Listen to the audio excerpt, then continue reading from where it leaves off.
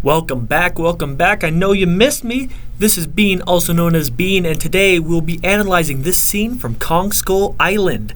This video will also double as a project for my screen aesthetics class, so let's get right into it. The first thing I want to point out is I'm going to give a little bit of context leading into this part of the movie. So right here is when they met back up and they're looking for their buddy Chapman, who is already dead. Kind of a useless endeavor. Kind of like the Vietnam War, which is where this movie takes place. And speaking of the Vietnam War, look at this peace sign inside of this skull. Kind of reminds you of the fact that a lot of people wanted peace during the time of this war. You know, not pointing any fingers or anything. And then you can also look at the coloring of the scene as a yellowish green color, which also represents cowardice and discord, which a lot of people said the United States partook in during the Vietnam conflict. Kind of a coincidence? I don't think so.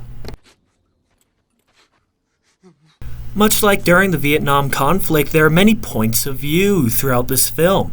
Now pay attention to this very specific third-person point of view shot similar to the video game Skyrim.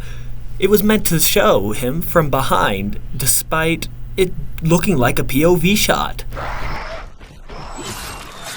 Remember that peace sign I was talking about earlier? You know, the one with a gun attached to it? Aw man, is peace getting destroyed right now? I wonder.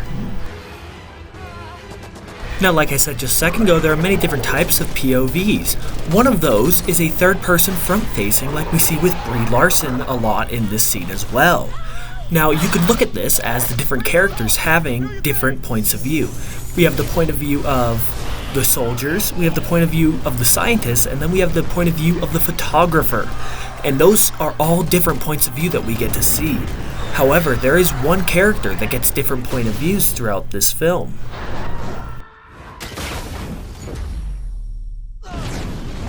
Now you may be wondering, who is this character that gets many different point of views?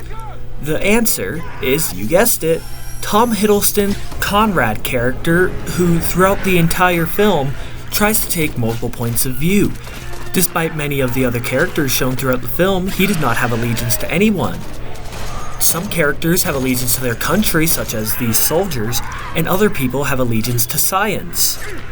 Tom Hiddleston's character, however, shows no allegiance to anyone because he was just there for the money. Here is one of those examples of when we see him take multiple points of view.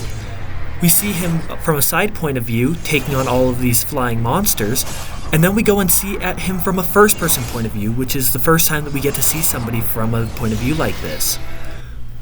Now, he also says earlier that he's only here for the money because he knows how valuable his experience is. How dangerous this is. I want 5 times that. And then we go back and we see one of those third-person point of views again, and while he goes to help somebody else.